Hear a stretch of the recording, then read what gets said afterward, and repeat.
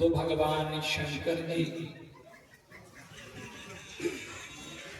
पार्वती को ही कथा सुना रहे हैं। और कथा भी किसकी सुना रहे हैं? अपनी कथा का भोलेनाथ पार्वती को सुना रहे थे कि देवी, मैं भी उस समय दर्शन करने के लिए गया था और दर्शन करके राम जी का दर्शन किया।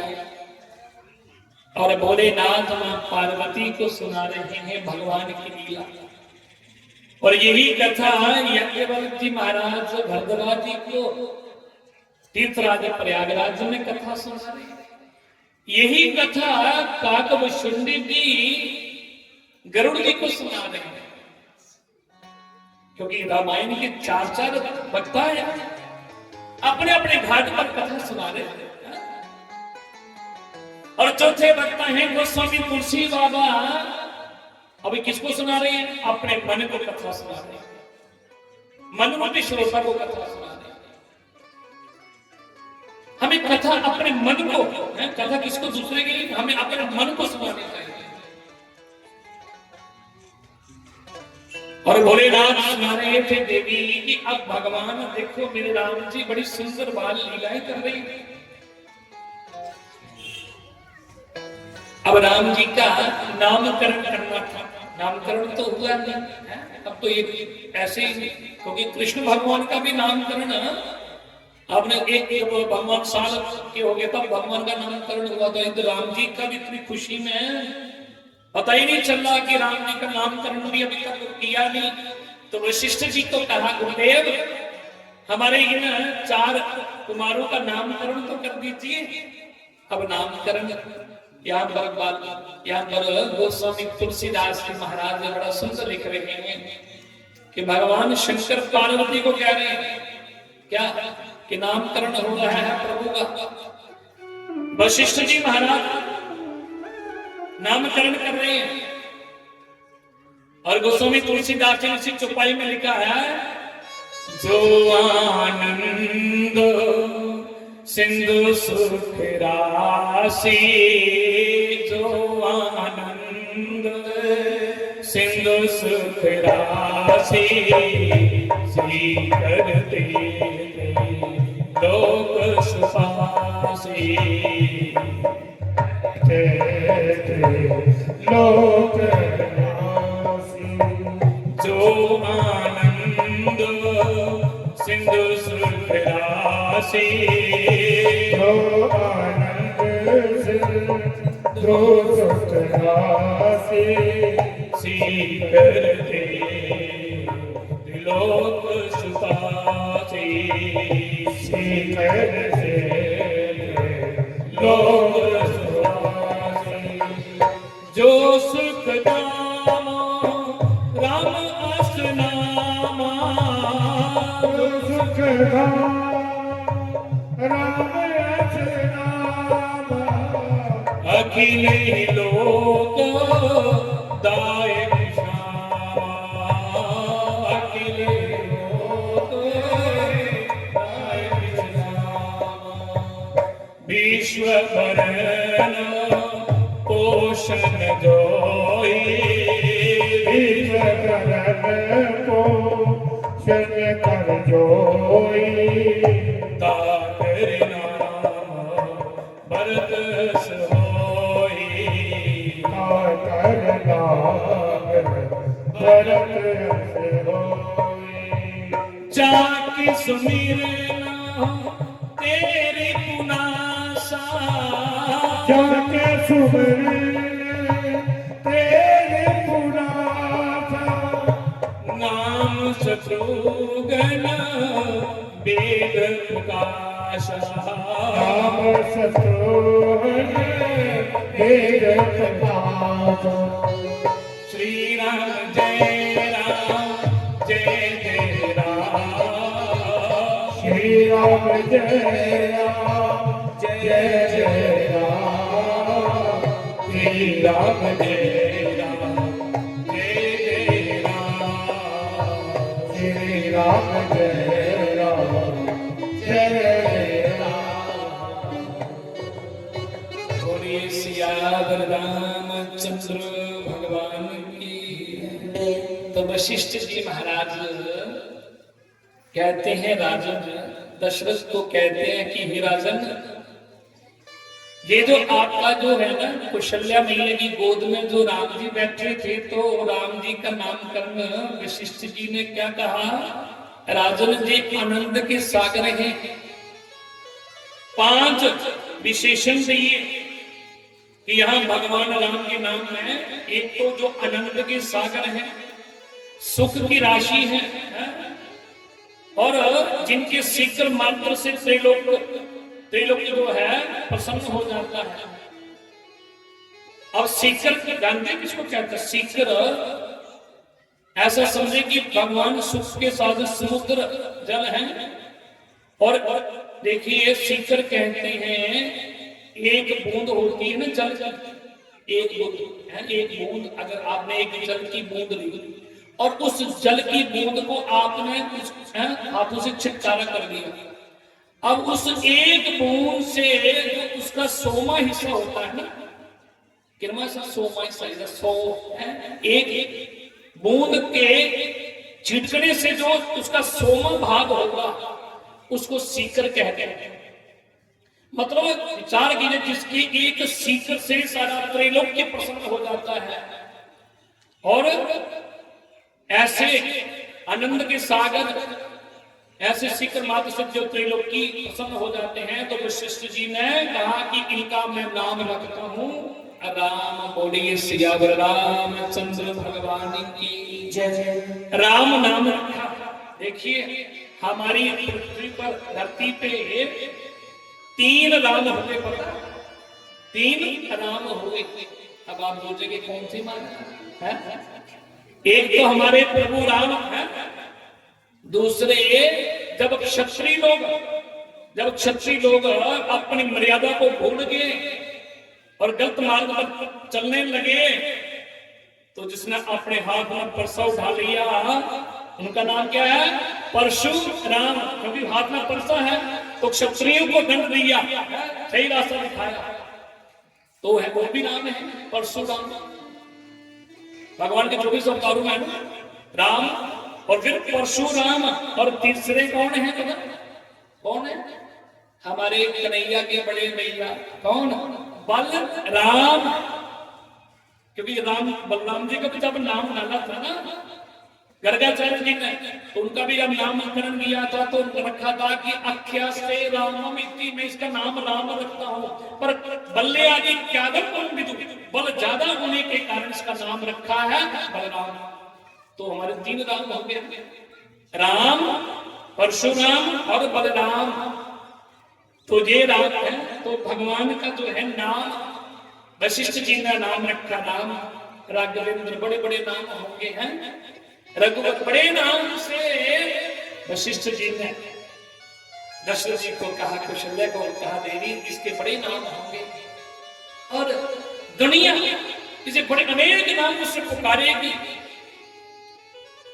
आनंद के सिंधु है, सुख के राशि हैं, ये ऐसे परब्रह्म प्रभु का नाम है रखता हूं राम।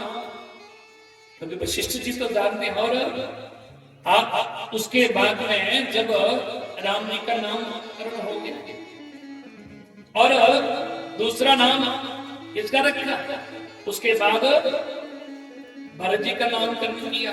विश्व भरण पोषण कर जोई, जो सारे विश्व का भरण पोषण करने वाले, विश्व इसका कौन सा पोषण करने वाले, सारे विश्व के, सारे विश्व को राम प्रेम है, राम के नाम से जो प्रेम से भर दे। क्योंकि पोषण खाली ये नहीं होता कि भोजन हमने खा लिया, तो राम के प्रेम से जो भर दे है, जो हमारा पालन पोषण करे, तो उसका नाम मैं रखता हूं भरत। बोले भरत जी महाराज की जय। तो पहले नाम राम जी का नामकरण किया और फिर दूसरा किसका किया? विश्व भरण पोषण कर जोई, जो सारे विश्व का भरण पोषण करने वाले का नाम रखता हूं भरत। क्योंकि भरत किसके बेटे हैं? एक। और अब जो है कौशल्या में, अब कौशल्या जी का हो गया है, अब भरत जी का भी नामकरण हो गया, राम जी का भी हो गया, पर सुमित्रा मैया बैठी के सामने। तो वशिष्ठ जी ने कहा देवी, दशरथ को कहा कि ये सामने जो है ना, ये सामने अब इनका नाम जो है तीसरे का नामकरण करने लगे। क्या तीसरे का नाम? सुमिरन तेरी कुनासा है। और कहा कि जिनके सिमरन करने से सारे शत्रु समाप्त हो जाते हैं, अब इनका नाम मैं रखता हूं शत्रुघ्न। बोले शत्रुघ्न जी महाराज की। अब यहाँ प्रश्न उठता है, किसी ने मुझे एक पूछा था, बोले महाराज ये शत्रुघ्न जी जो थे ना, अब आप बोले शत्रुघ्न जिसने सारे शत्रु को समाप्त करते हैं वो शत्रुघ्न। पर शत्रुघ्न जी का रामायण में आप देखिए, शत्रुघ्न जी तो बिल्कुल है, कभी आपने कभी देखा शत्रुघ्न जी को कभी युद्ध करते हुए? बिल्कुल शांत रहे। शत्रुघ्न जी का इतना अच्छा रोल है कि शत्रुघ्न जी, हाँ राम जी ने कितना किया, राम जी कितना लक्ष्मण मारा, पर शत्रुघ्न जी का कुछ जिन्होंने किसी को मारा भी है, देखा जाओ सबसे देखा जाए इतना युद्ध कहीं शत्रुघ्न बिल्कुल। भरत जी का आप देखिए, लक्ष्मण जी का देखिए, राम जी का। एक ने कहा महाराज जी राम जी का नाम शत्रुघ्न होता तो कैसा होता, क्योंकि शत्रु को समाप्त किया। मैंने कहा ये शत्रु बाहर के शत्रु नहीं, शत्रुघ्न कौन है?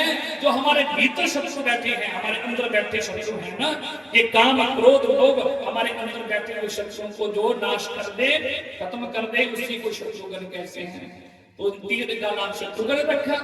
और उसके बाद चौथे बालक का नाम जो है ना, सुमित्रा जी के चौथे बालक क्या है जो है उस क्या न चौथा नाम वशिष्ठ जी कहते हैं कि लक्ष्मण धाम राम प्रिय सकल जगत आधार, गुरु वशिष्ठ ते ही राखा लक्ष्मण नाम उधार। चौथे का नाम रखा लक्ष्मण। अब ये लक्ष्मण है तो लक्ष्मण जी का नामकरण होगा। बोले लक्ष्मण जी महाराज की जय। अब देखिए यहाँ प्रश्न एक और भी उठता है, जब राम हम लोग नाम लेते हैं, देखिए नाम लेते हैं तो क्या कहते हैं? राम लक्ष्मण है, भरत शत्रुघ्न। पर नामकरण जब हुआ तो पहले राम का, फिर भरत जी का, फिर तीसरा शत्रुघ्न जी और लक्ष्मण जी का जो है ना लास्ट में नामकरण किया। क्यों? क्योंकि लक्ष्मण जी किसके अवतार हैं? किसके अवतार है? शेषनाग के अवतार है ना लक्ष्मण जी। शेषनाग के अवतार है लक्ष्मण जी। और शेष जो होता है ना वो आधार होता है ना, और जो आधार होता है तो उसका तो लास्ट में ही नाम आएगा। तो इसलिए लक्ष्मण जी का नामकरण वशिष्ठ जी ने बाद में किया, लास्ट में किया। तो चारों भाइयों का नामकरण हुआ और नामकरण धीरे धीरे राम लक्ष्मण जी हैं, भरत शत्रुघ्न चारों कुमार जो है बड़े बड़े हैं, धीरे धीरे बड़े हो गए। और जहां पर गोस्वामी तुलसी बाबा कहते हैं कि अब दशरथ जी जो है ना राम को उंगली पकड़कर चलना सिखाते हैं। अब धीरे धीरे देखो भगवान राम लक्ष्मण जी अब बच्चों के साथ है, अपने सखाओं के साथ खेलते हैं। और देवता लोग भी देखते हैं कि भगवान देखो कितनी सुंदर लीलाएं कर रहे हैं। राम जी को उंगली पकड़ के दशरथ जी चलना सिखाते हैं। धीरे धीरे राम लक्ष्मण शत्रुघ्न भरत जी चारों कुमार खड़े हो रहे हैं। और गोस्वामी जी कहते हैं कि एक दिन की बात मैया कौशल्या ने क्या किया, मां कौशल्या जी ने आज मन में विचार किया कि आज मां कौशल्या जी जो थी वो प्रतिदिन भगवान को भोग लगाते थे। ध्यान दीजिए, भोग हमें भोग तो लगाना चाहिए, भगवान को प्रतिदिन लगाना चाहिए, है ना। आप लोग भी लगाते हैं प्रतिदिन। और घर में तो भोग तो भगवान को प्रतिदिन सुबह शाम भगवान को भी भोग लगाना चाहिए, क्योंकि भगवान को बिना खिलाए बिना भोग लगाए हमको वो भोजन नहीं खाना चाहिए। जिस घर में भोग नहीं लगता ना, और वो भोजन जो बना होता है ना, वो क्या होता है, जो लोग बिना भगवान को भोग लगाए खाते हैं वो अपने पाप को खाते हैं। इसलिए भगवान को प्रतिदिन भोग लगाना चाहिए। और जिसके घर में भगवान को भोग लगता है ना, तो उसके घर में कभी खाना नहीं बनता। खाना हम लोग कुछ लोग कहते हैं ना, महाराज खाना खाएंगे, खाना खाएंगे, खाना क्या होता है? कभी भी खाना नहीं बोलना चाहिए, भोजन बोलो, प्रसाद। महाराज जी कोई आ जाता है, प्रसाद लेंगे क्या? और प्रसाद भी तभी आप बोल सकते हैं जब भगवान को भोग लगा हो। अब आप प्रतिदिन जब आरती के बाद में आप लोग भंडारा करते हो, प्रसाद, आप कोई बोलता है कि खाना खा लो, क्या बोलते हैं? प्रसाद लंगर लगा है ना, क्योंकि भगवान को भोग लगाया है, और भगवान को लगा हुआ भोग वो सब प्रसाद बन जाता है। इसलिए भगवान को हमें प्रतिदिन भोग लगाना चाहिए। और भगवान को भोग लगाए, भोग लगाने से क्या होता है? भगवान, अब कुछ लोग कहते हैं हमारे भोग भगवान कहाँ खाते हैं? चलो भाई, भगवान खिलाने वाला तो भक्त तो कोई हो, और जो खाते ना, कम से कम भगवान तो सिर्फ प्रेम और भाव के भूखे हैं सभी लोग, हम उन्हें क्या खिला सकते हैं? सिर्फ प्रेम और भाव से थोड़ा हाथ थाली में जो भी कुछ सामने दाल चावल सब्जी बनाई, भगवान के ठाकुर जी के आगे रख दो, रख करके बंद करो कि मेरे राघवेंद्र प्रभु भोग लगा रहे हैं, भोग लगा रहे हैं।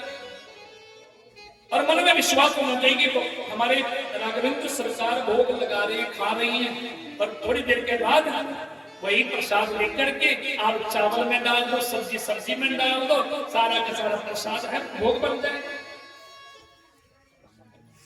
और भगवान को घर में, अगर भगवान घर में पूजा रूम में ठाकुर जी को रखा होता है, हम लोग देखते हैं लड्डू गोपाल घर में रखे होते हैं, घर में तो आपने पूजा रूम में ठाकुर जी रखे होते हैं। कुछ लोग तो सिर्फ लाने का उनको शौक होता है, ले आए वृंदावन जाएंगे, कहेंगे ठाकुर जी को, और ठाकुर जी को सुबह शाम भोग भी लगाना है। कुछ लोग तो लगाते नहीं। अच्छा सच बताना, आप लोगों में से कितने लोग हैं जो सुबह शाम भगवान को भोग लगाते हैं? ऐसा तो हो ही नहीं सकता जहां तो महाराज जी की संगत है पूरे लगाते हैं, या तो हाथ खड़े कराने की जरूरत नहीं पड़ेगी, नहीं लगता है। तो सभी लोग लगाते हैं ना, जो नहीं भी लगाते होंगे ना, थोड़ा आज से ये चीज अपने बिल्कुल है, इस चीज को गांठ लगाकर अपने बिल्कुल उतार लेना कि आज के बाद हम भगवान को सुबह शाम भोग लगाएंगे। और भोग भी भगवान को किस चीज का लगता है ध्यान देना, ये भी नहीं अब आपने बोल दिया कि महाराज भोग तो लगाना है, घर में है, आपने घर में लहसुन प्याज सब कुछ चलता है, तो उस चीज का भगवान को भोग नहीं लगता। ऐसी चीज भी हमें रसोई घर में नहीं रखनी जो भगवान को है भोग में नहीं लगे। ऐसी चीजें तो रसोई में तो रखनी नहीं चाहिए। अगर आप नहीं रह सकते किसी कार्य में, आप लेते हैं लहसुन प्याज इस्तेमाल करते हैं, और भगवान को बिना लहसुन प्याज के भगवान को भोग लगाओ। और ये कुछ लोग चाय का भोग लगाते हैं ना, चाय का भी भोग भगवान को नहीं लगाना चाहिए। आप चाय बनाई है, प्रसाद को दे दो, पर आप भगवान को दूध का भोग लगा दो।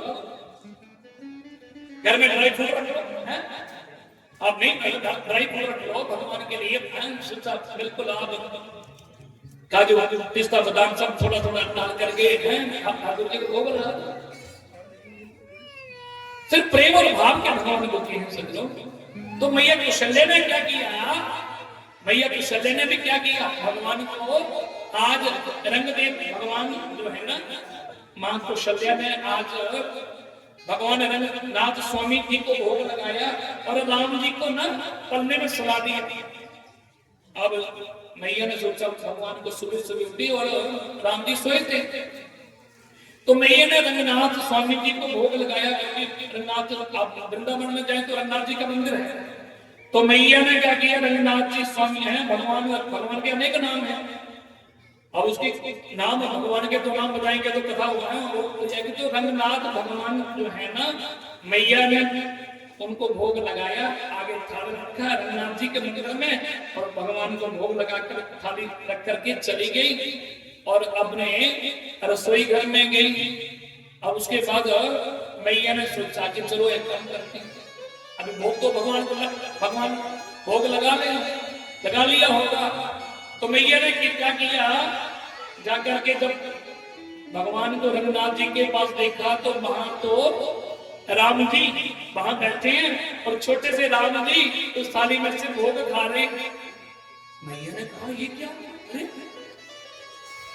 मैया को लगा कि हो सकता है ये राम जी तो सोए थे, पर लगता है कि भरत जी होंगे, क्योंकि भरत जी भी ना राम जी, भरत जी भी जो है ना राम जी का चेहरा भी भरत जी के साथ मिलता था। और मैया ने सोचा कि भरत होगा, चलो देखते हो। जाके आगे वहां देखा भरत जी भी सोए हैं और राम जी भी वहां पल्ले में सोए। मैया ने कहा ये क्यों? अरे मेरे राम जी, मेरे राम लला, एक राम और दो दो जगह में उधर भी भोग लगा रहा हूं, थाली में से खा रहा है और इधर मेरा राम लला सोया हुआ। अब मैया को चक्कर आ गया, क्या हो गया, ये क्या देख रही है? आज मैया ने सोचा कहीं मुझे सपना तो नहीं देख रही। चलो फिर देखते हैं। अब राम जी के फिर उधर जा करके जहां पर राम जी भोग लगा रहे थे ना, तो भोग लगा रहे थे तो मैया ने राम जी को देखा तो राम जी मुस्कुराने लगे। राम जी मुस्कुराने लगे और राम जी की मुस्कुराहट जैसे देखी तो मैया को चक्कर आ गया कि ये क्या। और राम जी के रोम रोम में ब्रह्मांड दिखाई दे रहे। किसको? कौशल्या मैया को। ब्रह्मांड देखिए, एक ब्रह्मांड नहीं, भगवान के रोम रोम में ब्रह्मांड जो है ना मैया कौशल्या देख रही है। भगवान मुस्कुरा रहे हैं और मुख में भी ब्रह्मांड दिखाई दे रहा है। अब देखिए भगवान को जब देखा, आप कृष्ण कथा में देखेंगे ना, तो जब भगवान ने माटी खाई थी तो भगवान मैया यशोदा ने कहा था आला मुख दिखाओ, तो भगवान ने जब मुख दिखाया तो उसमें से ब्रह्मांड के दर्शन करा। और यहाँ पर भी राम जी पूरे ब्रह्मांड के दर्शन कराते मैया को। पूरा ब्रह्मांड, पूरी पृथ्वी, इसमें पूरे ब्रह्मांड में 14 प्रकार के लोग दिखाई देंगे। रोम रोम में ब्रह्मांड, अरे कितने रोम, शरीर के कितने रोम हैं, उसमें एक एक रोम में पूरे पूरे ब्रह्मांड दिखाई दे रहे हैं। और मैया ने देखा कहीं मैं सपना तो नहीं देख रही हूँ। पहले तो लगा कहीं सपना तो नहीं देख रही हूँ, पर जब देखा कि सपना तो नहीं है, अब यहाँ देखती है, फिर वहां देखती है, फिर वहां देखती है, वहां पर राम जी सोए हैं और यहाँ पर राम जी ठीक है, उनके रोम रोम में ब्रह्मांड दिखाई दे रहे। और मैया तो घबरा गई। और गोस्वामी जी कहते हैं यहाँ ओहा दोही बालक देखा, यहाँ ओह दोही बालक देखा, मति ब्रह्म मोर की आन विशेषा,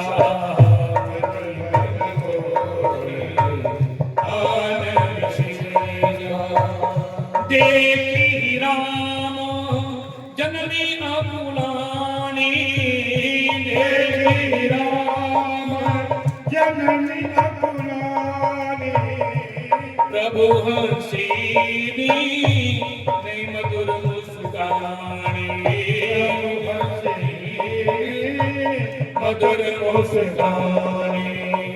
श्री राम जय राम जय जय राम, श्री राम जय राम जय जय राम, श्री राम जय राम जय जय राम, श्री राम जय राम जय जय राम।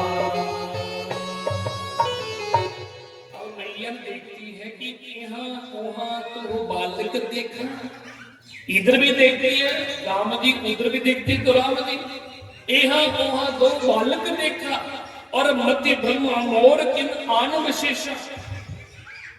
अब मैया ने देखा कि चक्कर क्या है। फिर मैया को लगा कि कहीं इसका मतलब कि ये जिसको मैं अपना बालक समझ रही हूं ये तो परमात्मा है, जिसके रोम रोम में ब्रह्मांड दिखाई दे रही। अब इसके रोम रोम में ब्रह्मांड दिखाई देते हैं तो मैया ने क्या किया, भगवान को प्रणाम करने लगी, प्रभु क्षमा करना, मैं आपको पुत्र समझती थी, पर आप तो भगवान हैं। मेरे राम जी मुस्कुराने लगे, बोले भैया ये बात किसी को मत बताना।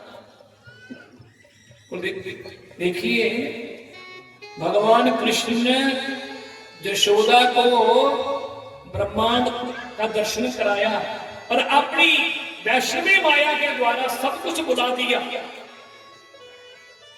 याद नहीं ना।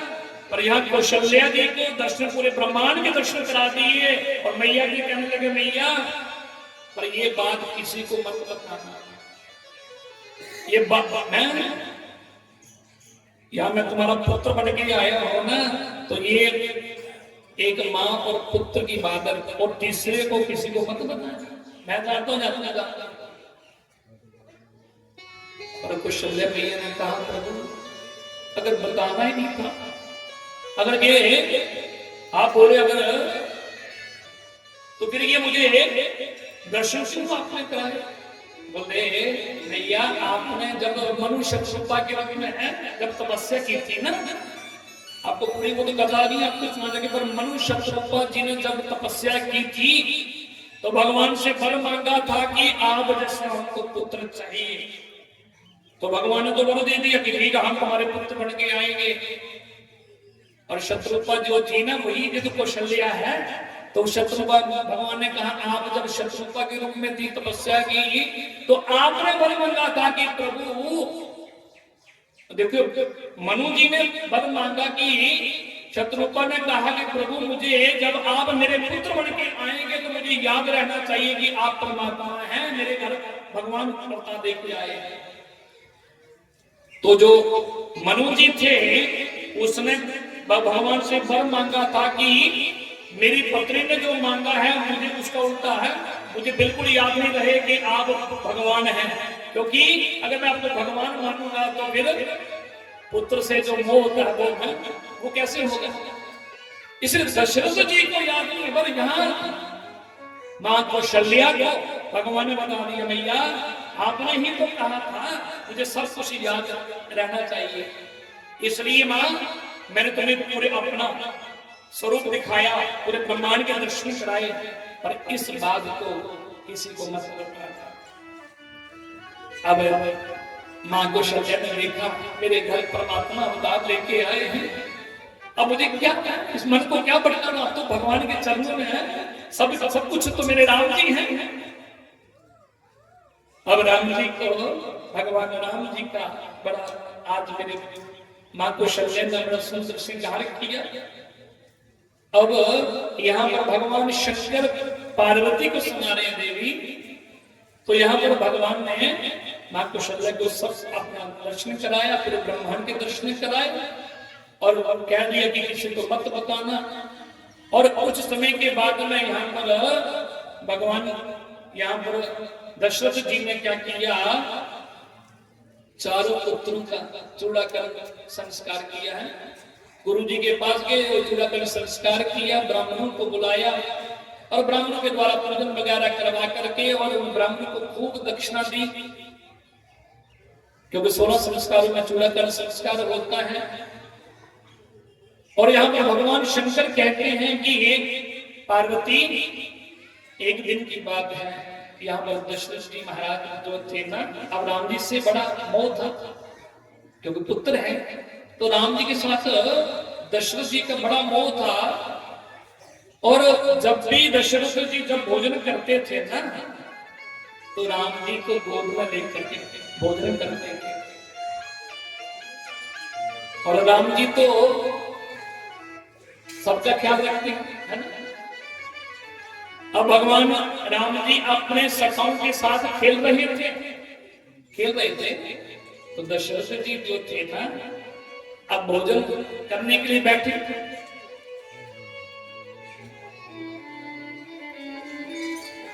और गोस्वामी जी कहते हैं कि भोजन करे तो बोलो जब राजा, भोजन करे तो बोलो जब राजा, नहीं आवत जी बाल समाधा नहीं आवत जी बाल समाधा।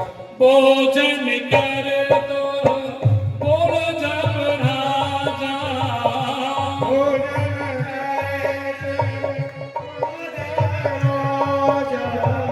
नहीं आवत जी बाल समाधा, नहीं आवत बाल समाधा। श्री राम जय जय राम, श्री राम जय जय राम, श्री राम जय जय राम, श्री राम जय जय राम। भोजन करत बोल जब राजा। भगवान है यहाँ पर जब राम जी को देखा कि वो बच्चों के साथ खेल रहे हैं तो क्या किया, पहले तो दशरथ जी ने आवाज लगाई, अरे राम, अरे बेटा बात सुन है। राम जी को आवाज लगा रहे पर राम जी तो अपने सखाओं के साथ खेल रहे हैं, क्योंकि भगवान को तो सबका क्या रखना, सखाओं के साथ भी खेलते हैं।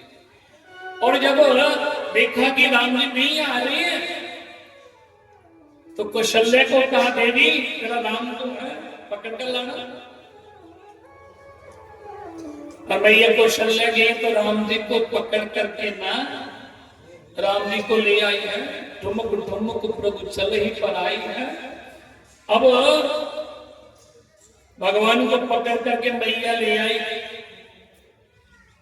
अब यहाँ भगवान शंकर कहते हैं, देवी जिनका वेद नीति है निरूपण करते हैं, शंकर जी कहते हैं जिनका अंत कोई नहीं पा सकता, पर वो हट पूर्वक मैया उसको पकड़ती है और पकड़ कर ले आती है। चलो पिताजी बता रहे हैं आपको। अब दशरथ जी को जब कौशल्या ने राम को पकड़ कर ले आई और दशरथ की गोद में बैठा दिया। अब दशरथ जी की गोद में जब राम जी बैठ गए तो राम को दशरथ जी ने पकड़ लिया और हाथ आगे थाली रखी थी, भोजन किया। अब चावल रखे तो दशरथ जी अब पहले राम जी को खिला रही, राम लला को खिला रही है। और जब राम जी ने तो, अब राम जी का तो मन नहीं है खाने का, क्योंकि सखा देख रहे हैं, सखाओं को छोड़कर आए हैं। तो राम जी का ध्यान किस तरफ है, अपने सखाओं की। अब पिताजी ने पकड़ा है, उनको भोजन करा रहे, मुंह में तो ग्रास डाला, चावल को मुंह में डाले पर खा तो रहे हैं, पर ध्यान अपने सखाओं की ओर है। अब दशरथ जी ने जब एक हाथ फिर चावल हाथ में लिए तो खुद खाने लगे ना, तो इतने देर राम जी गोद से निकल करके भाग कर चले गए। और दशरथ जी कह रहे कौशल्या राम चला गया देखो। अब राम जी दौड़ कर अपने सखाओं के साथ खेलने लगे और कहते हैं, भगवान शंकर कहते हैं, देवी जब भगवान ने क्या किया, जो राम जी को दशरथ जी ने भोजन कराया ना, वो चावल और अपनी जूठन जो थी ना, वो चावल रास्ते में है आंगन में बिखेर देते। अब देखिए राम जी जब भी दशरथ जी उनके भोजन कराते थे तो जब राम जी भोजन करते थे तो अपने जूठन जो थी ना वो आंगन में बिखेर देते। क्यों? क्योंकि वहां पर काकभूषुंडी जी जो है ना, काकभूषुंडी जी जो है यहाँ पर भगवान की जूठन को प्रसाद के रूप में ग्रहण करते हैं। काकभूषुंडी जी कहते हैं जब राम का अवतार होता है तो हम 5 वर्ष तक वहीं पर रहते हैं, भगवान की जूठन को ही प्रसाद के रूप में ग्रहण करते हैं। इसलिए राम जी भोजन करते हैं और जूठन अपने आंगन में बिखेर देते हैं, ताकि काकभूषुंडी जी जो है ना वो भगवान का प्रसाद समझ के ग्रहण करते हैं। ऐसा राम का चरित्र है कि रामचरित अति सरल सुहाई, सारद शेष संतोष गाई। भगवान राम राघवेंद्र प्रभु का कैसा सुंदर स्वरूप है, देखिए भगवान राम जी। और यहाँ पर कहते हैं भगवान शंकर कहते हैं पार्वती से देवी भगवान राम जी, यहाँ पर मेरे प्रभु राम लक्ष्मण भरत शत्रुघ्न इन चारों भाइयों को गुरुकुल में है, यहाँ पर गुरु जहीं पर बाहर नहीं जाना पड़ा, वहीं पर गुरु जी के द्वारा इनको शिक्षा दिलाई गई। सारी विद्याएं भगवान राम लक्ष्मण भरत शत्रुघ्न है, सबने सारी शिक्षाएं ग्रहण की। पर भगवान को शिक्षा देने की क्या जरूरत है? भगवान को शिक्षा देने की क्या जरूरत है? भगवान ने तो एक मर्यादा बनाई है हम सब लोगों के लिए कि जब हम भी दुनिया को बताने के लिए कि जब हम भी अवतार लेकर आते हैं तो मनुष्य का शरीर धारण करके आते हैं तो हमें भी किसी गुरु की संतों की शरण में जाना पड़ता है। तो ये मर्यादा किसके लिए? क्योंकि ये रामचरित्र मानस सज्जनों ये मर्यादा से भरा है। यहां तो एक एक लीला में मर्यादा है भगवान की। प्रभु ने नियम लाया सारी शिक्षाएं ग्रहण की दुनिया को बताने के लिए कि जब हम भगवान होकर भी हम संतों की गुरु की शरण में जाते हैं तो फिर हमें भी तो संतों की गुरु की शरण में जाना चाहिए कि गुरु जी की शरण में जाकर के शिक्षा ग्रहण करनी चाहिए। और दूसरी शिक्षा क्या? राम जी प्रतिदिन सुबह उठ करके अपने माता पिता गुरुजनों को प्रणाम करते हैं। गोस्वामी जी कहते हैं प्रातः काल उठी के रघुनाथा, प्रातः काल उठी के रघुनाथा, मातु पिता गुरु नाहि माता, माता पिता गुरु नाहि माता। प्रातः काल उठी के रघुनाथा, प्रातः काल उठी के रघुनाथा, माता पिता गुरु नाहि माता, माता पिता गुरु नाहि माता। माता प्रातः काल उठी के रघुनाथा, प्रातः काल उठी के रघुनाथा, माता पिता गुरु नाहि माता, माता पिता गुरु नाहि माता। श्री राम जय राम जय जय राम, श्री राम जय राम जय जय राम, श्री राम जय राम जय जय राम, श्री राम जय राम जय जय राम। प्रातः काल उठ के रघुनाथा, माता पिता गुरु नाहि माता। देखिए राम जी सुबह उठ करके माता पिता और अपने गुरुजनों को प्रणाम करते हैं। क्यों प्रणाम करते हैं? मर्यादा स्थापित कर रही है राम जी हम सबके लिए कि हमें भी अपने माता पिता गुरुजनों को प्रणाम जरूर करना चाहिए। और ये भगवान से तो हम बड़े नहीं हो सकते ना। जब राम जी जब आते हैं तो वो भी पिताजी को माता पिता गुरुजनों को प्रणाम करते हैं। ये नहीं कहते कि हम भगवान हैं। ये मर्यादा किसके लिए बना रहे हैं? हम सब लोगों के लिए, कलयुग जीवों के लिए, ताकि इस मर्यादा कलयुगी जीव अपने जीवन में स्थापित करेंगे, मर्यादा को अपनाएंगे। भगवान कृष्ण भी अपने माता पिता गुरुजनों को प्रणाम करते थे। तो इसलिए ये भगवान हमें शिक्षा दे रहे हैं कि आप जितने मर्जी बड़े हो जाओ, भगवान से बड़े तो नहीं हो सकते, पर अपने जब माता पिता गुरुजन मिल जाए तो उनके चरणों में शीश झुकाओ, प्रणाम करो। और प्रणाम भी कैसे करना चाहिए ये सब यहाँ तो बताने की जरूरत नहीं। यहाँ तो सब सबको महाराज जी ने ऐसे हैं संस्कार दिए हैं, सारी संगत को ऐसे संस्कार दिए हैं कि दिन में अगर 50 बार मिलोगे तो 50 बार ही प्रणाम करेंगे। 2-2 मिनट के बाद अगर इधर से मिल गए फिर ऊपर मिल गए फिर वहां प्रणाम करेंगे। मतलब ऐसे संस्कार, ये तो वहां बताना गई जिनको पता ना होगा। ऐसे लोग जो होते हैं जो प्रणाम करते हैं पर प्रणाम करने का उनको तरीका नहीं पता होता। प्रणाम कुछ लोग तो आजकल खाली मैसेज प्रणाम करते हैं, कुछ तो पांव को भी नहीं छूते हैं, घुटनों को हाथ लगाते हैं। और देखिए प्रणाम करने से एक तो हमें आशीर्वाद मिलता है, ये तो कन्फर्म है, सबको पता है। और शास्त्र कहते हैं बड़ों को प्रणाम करोगे तो भैया कुछ तो कुछ मिलेगा, आशीर्वाद मिलेगा। बोले अभिवादनम शीलस्य नित्यं वृद्धोपसेविना तस्य तत्वारि वर्धन्ते आयु विद्या यशोबलम्।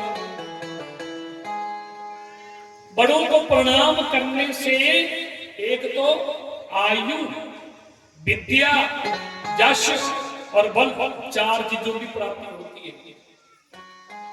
तो इसलिए ये संस्कार, ये शिक्षा अपने बच्चों को भी दिया करो। कोई भी संत महात्मा गुरु मिल जाए, ब्राह्मण मिल जाए,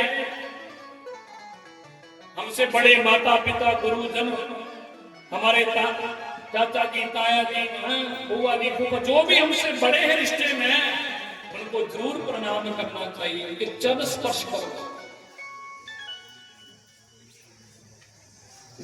क्योंकि प्रणाम करने से आशीर्वाद मिलेगा। और जिसमें देखिए गुणवान व्यक्ति कौन होता है, जिसके अंदर जो गुणवान जो व्यक्ति होता है ना, वो हमेशा बड़ों को भी मान सम्मान देता है, बड़ों को प्रणाम करता है। क्योंकि नमन्ति फलिनो वृक्षा, नमन्ति फलिनो वृक्षा, नमन्ति गुणिनो जनः, शुष्क कष्टानि मूर्खस्य नमन्ति कदाचन। जिसके अंदर गुण होंगे, गुणवान व्यक्ति हमेशा बड़ों के आगे शीश झुकाएगा, चरण प्रणाम करेगा, ये पक्की बात है। गुणवान उसी को समझना चाहिए। नमन्ति फलिनो वृक्षा, जिस वृक्ष में ज्यादा फल लगे होते हैं ना, आपने देखा होगा, जिसमें फल ज्यादा लगे होंगे वो फल बनाए जो झुका होता है ना, वृक्ष होता है, वो झुका होता है। और जिस इंसान के अंदर भी गुण ज्यादा होंगे तो जरूर अपने बड़ों को, माता पिता गुरुजनों के आगे जरूर झुकेगा, प्रणाम करेगा। और शुष्क कष्टानि मूर्खस्य, जो मूर्ख लोग होते हैं वो ऐसे छाती तान के चलते हैं, उनको तो किसी का झुकना ही नहीं। मैंने ऐसे लोग देखे जहां तो पता नहीं क्या मिल जाता है, अरे प्रणाम जो करो, राम राम भी दिया गया, पता नहीं क्या मिल गया हमको।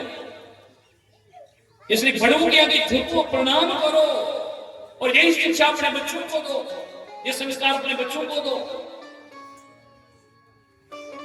बड़ों के आगे झुकना चाहिए। और देखिए झुकता वही है जिसमें जान होती है, और अकड़ तो मुद्दे की पहचान होती है। कभी भी संत महात्मा गुरु मिल जाए तो उसके आगे आकर ऐसे मत चलो, कोई मिल जाए तो चलिए ये राम जी हमको सबको शिक्षा दे रही है।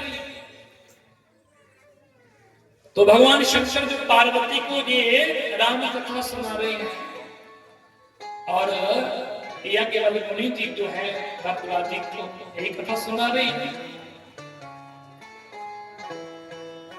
और कहते हैं कि हे देवी, भगवान बड़ी सुंदर लीलाएं कर रहे हैं। अब भगवान की कहते हैं देवी के भगवान, अब यहाँ पर भगवान जहां पर बड़ी सुंदर लीलाएं कर रहे हैं, भगवान थोड़े चारों भैया बड़े होंगे थोड़े हैं, और कहते हैं कि हे पार्वती ध्यान से सुनो। और गोस्वामी तुलसीदास जी बड़ा सुंदर रामचरितमानस में लिख रहे हैं क्या, विश्वामित्र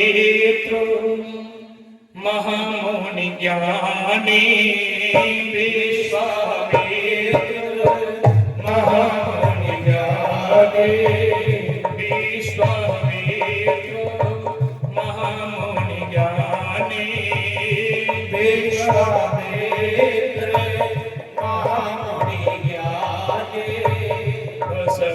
विपिन शुभ आश्रम जाने, बसहि विपिन शुभ आश्रम जाने, बसहि विपिन शुभ आश्रम जाने, बसहि विपिन शुभ आश्रम जाने। जहाँ जप जाग्या जोग मुनि करहि, जहाँ जप जागे जोग मुनि करहि, अति मारीच सु बहुड़ रही, अति मारीच बहुड़ रही। श्री राम जय राम जय जय राम, श्री राम जय राम जय जय राम, श्री राम जय राम जय जय राम, श्री राम जय राम जय जय राम। बोलिए सियावर रामचंद्र भगवान की जय। विश्वामित्र महामुनि ज्ञानी। विश्वामित्र जी बहुत बड़े हैं, महामुनि हैं, ज्ञानी हैं। विश्वामित्र जी का मतलब क्या, जो जिसका सारा विश्व मित्र है? कोई उसका शत्रु नहीं है। विश्वामित्र महामुनि ज्ञानी, बसहि विपिन शुभ आश्रम जानी। विश्वामित्र जी अपने बड़े सुंदर आश्रम में निवास करते हैं, और यहाँ जहाँ जब यज्ञ योग मुनि का ही अति मारिच सुबाहु जग। जिस यज्ञ के विश्वामित्र जी के यज्ञ में जब भी विश्वामित्र जी यज्ञ करते हैं ना, तो उसमें दो, एक सुबाहु और मारीच, दोनों राक्षस आते हैं और राक्षस उस यज्ञ को विध्वंस कर देते हैं। और विश्वामित्र जी ने विचार किया कि मेरे यज्ञ में क्या कमी है। हर यज्ञ में जब भी मैं कोई यज्ञ करना हो तो उसमें सुबाहु और मारीच दोनों आते हैं, तो यज्ञ को विध्वंस कर देते हैं, यज्ञ में विघ्न डाल देते हैं।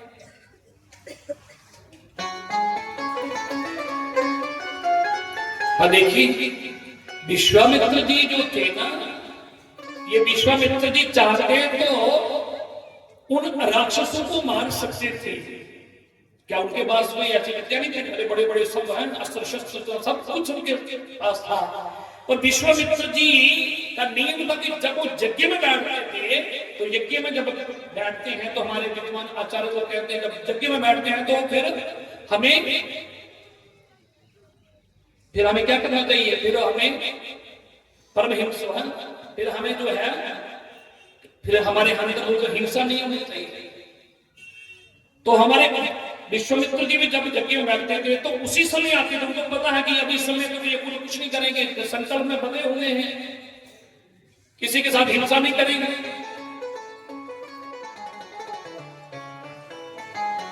तो इसलिए विश्वामित्र जी ने सोचा कि दूसरी बात कि इस समय जो यज्ञ है, इसमें हर बार सुबाहु मारीच आती हैं, यज्ञ को विध्वंस कर देते हैं। और दूसरी बात की विश्वामित्र जी ने ध्यान लगाया कि मेरे परमात्मा का अवतार हो चुका है। विचार किया कि साक्षात परब्रह्म परमात्मा दशरथ नंदन राम के रूप में प्रकट हो गए हैं, और चल करके उन्हीं का दर्शन करेंगे और साथ में उन्हीं को ले आएंगे और उनके द्वारा ही इन राक्षसों का वध करवाएंगे। क्योंकि मारने का तो काम कोई नहीं कर सकता है, पर वो जब भगवान आएंगे तो उनको मारेंगे भी और तारेंगे भी। क्योंकि जब भगवान किसी को मारते हैं तो मारते भी हैं, तो तार के दे देते हैं। इसलिए आज विश्वामित्र जी के मन में विचार आया, चलो आज अब तो चलते हैं